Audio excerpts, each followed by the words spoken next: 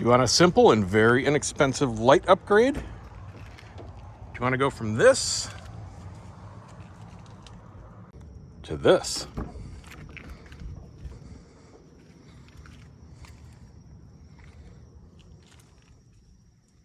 So here's all you need to do this project. I'm going to put links down below to everything. You get a multi-pack of these guys here. These are everything on the inside except the cargo light, which is this guy here. And there's a cheap multi-pack also of those. This is an under 15, 20 bucks tops project.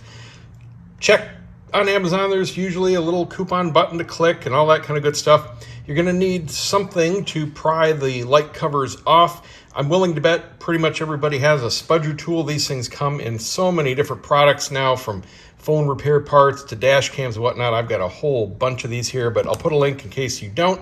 But you don't even absolutely need one. You can just wrap a regular flat screwdriver in electrical tape. As long as it's not sharp and metal, that's all you need to get in there and safely pry off all your light covers. And you also need a tiny little Phillips screwdriver. So getting all these light covers off is pretty much the same. They're all on very similarly. Let me kind of zoom in here. If you look right in the center, right there, you see that little darker spot? That's because there's a little tab right behind that. And all you have to do is put your spudger or screwdriver just right in that spot and just give it a twist.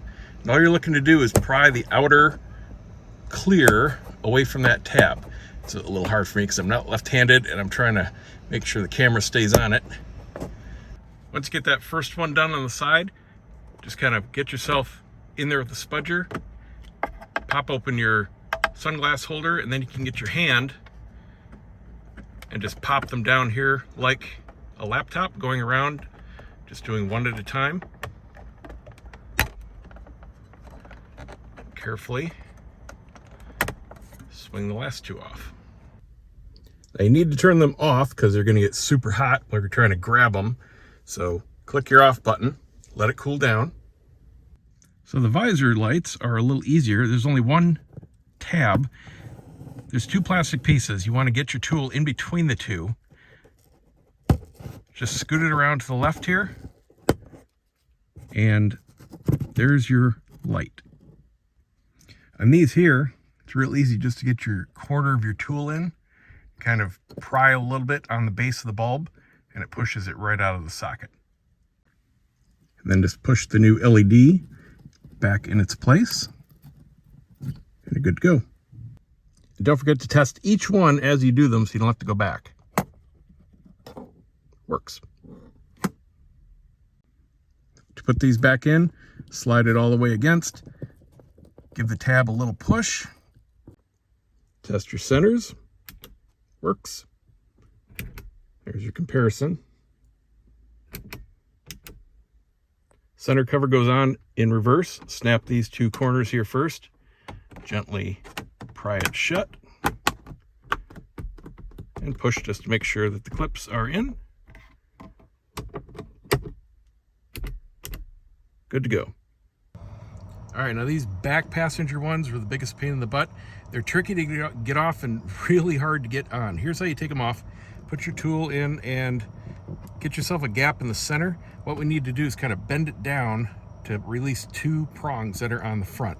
This can come back just a little bit. So we can do one side at a time, just kind of twist it and get that front clip off. Sometimes you can go to the other side if you can get a finger in there and kind of clip them off. Just don't break them. You need to bend this as much as you can. Now on this back side, all we have to do is just gently keep prying it down, and this huge clip comes loose. And the tricky part is getting this back on. Bend it a little bit just so it's as straight up and down as possible. It might bend taking it off.